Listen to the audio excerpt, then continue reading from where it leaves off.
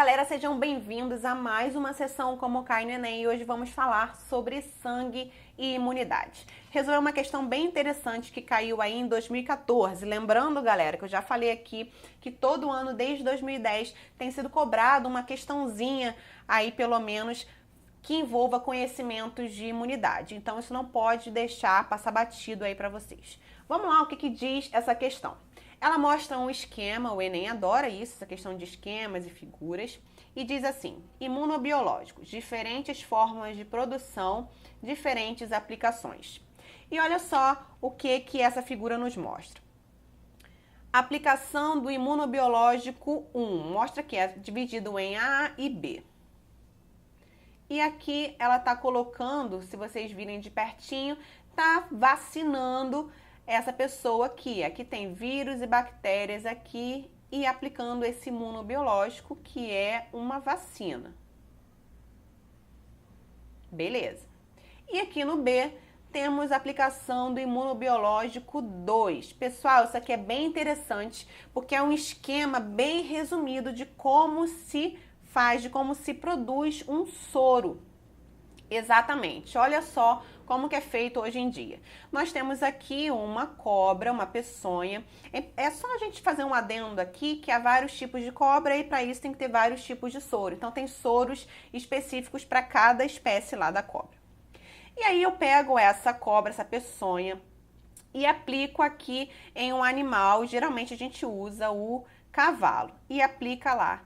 E o que vai acontecer? Depois disso, ele em contato com essa peçonha, claro, pessoal, que uma quantidade tudo previsto para o cavalo realmente não desenvolver a doença. É retirado, então, o sangue dele e você pega ali só o plasma sanguíneo, que nós vemos que tem os líquidos e substâncias dissolvidas, inclusive os anticorpos. Por quê? Porque o cavalo já conseguiu ali fazer os anticorpos ali para aquela doença, para aquele antígeno, na verdade, para aquela peçonha ali da cobra. E aí, depois disso, claro, há várias outras coisas, há várias outras etapas, mas de uma forma bem breve seria isso. Nós já conseguimos obter ali os anticorpos contra aquela peçonha.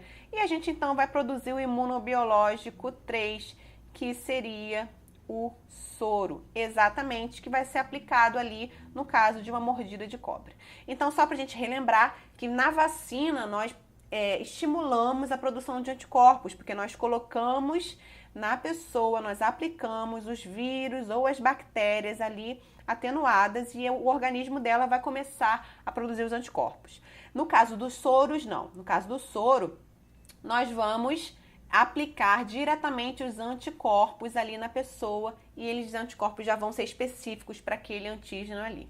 Beleza? Vamos então para a questão. Diz assim: embora sejam produzidos e utilizados em situações distintas, os imunobiológicos 1 e 2 atuam de forma semelhante nos humanos e nos equinos. Pois, vamos lá. O que ele fala aqui? Aqui ele coloca imunobiológico 1, que é uma vacina, e imunobiológico 2, que é também um antígeno. É como se eu estivesse realmente vacinando também ali esse cara.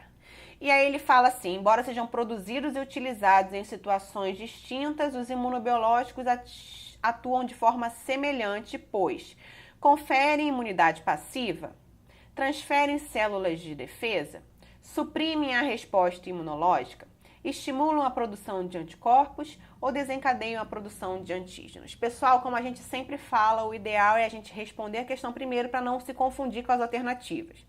E aí, aqui nós temos a vacina, colocando diretamente o vírus e a bactéria na pessoa. Isso está promovendo, estimulando a produção de anticorpos, certo?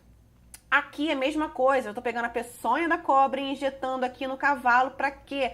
Para ele também produzir anticorpos e assim eu conseguir produzir os soros, lá no caso, o soro antiofídico. Então, por que esses imunobiológicos 1 e 2 aqui atuam de forma semelhante, tanto em humanos quanto em equinos? Porque eles estimulam a produção de anticorpos. Letra D a resposta. Eles não estão conferindo imunidade passiva. Quem está conferindo imunidade passiva aqui, pessoal, é imunobiológico 3, que já é o soro pronto. Transfere célula de defesa? Galera, isso aqui não existe. Isso não existe. Transferir uma célula de defesa, ok?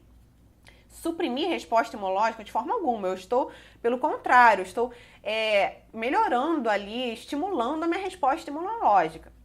Desencadeia a produção de antígenos de forma alguma. Eu não posso desencadear a produção de antígenos, eu tenho que desencadear a produção de anticorpos. Beleza, pessoal? Bem tranquila essa questão. Vamos então para uma agora falando sobre sangue. Lá de 2011 diz assim: um paciente deu entrada em um pronto-socorro apresentando os seguintes sintomas: cansaço, dificuldade em respirar e sangramento nasal.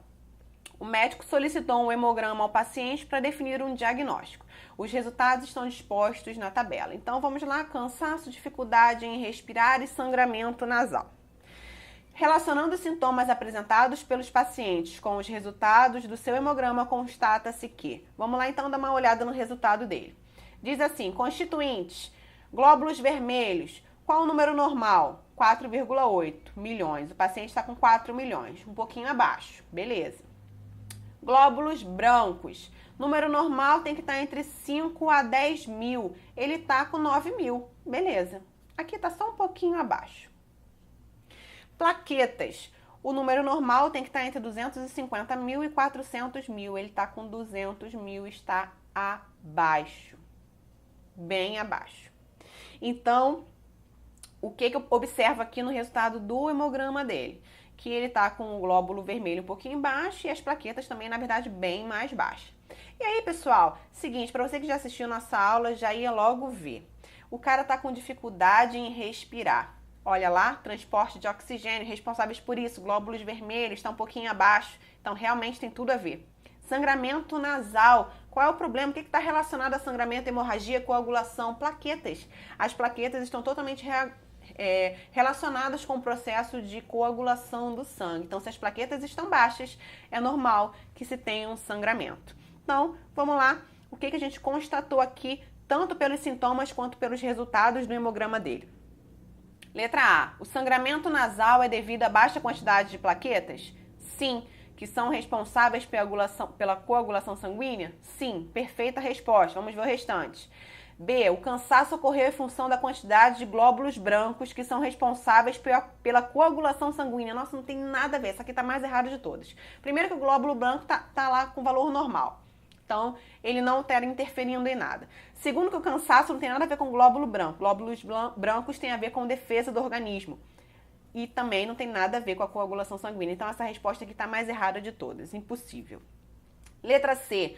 A dificuldade respiratória ocorreu da baixa quantidade de glóbulos vermelhos. Sim, eles são responsáveis pelo transporte de oxigênio, que são responsáveis pela defesa imunológica. Opa, não. Isso aqui é função do glóbulo branco. Então, resposta errada. Então, cuidado, porque o início está certinho, o final que está errado.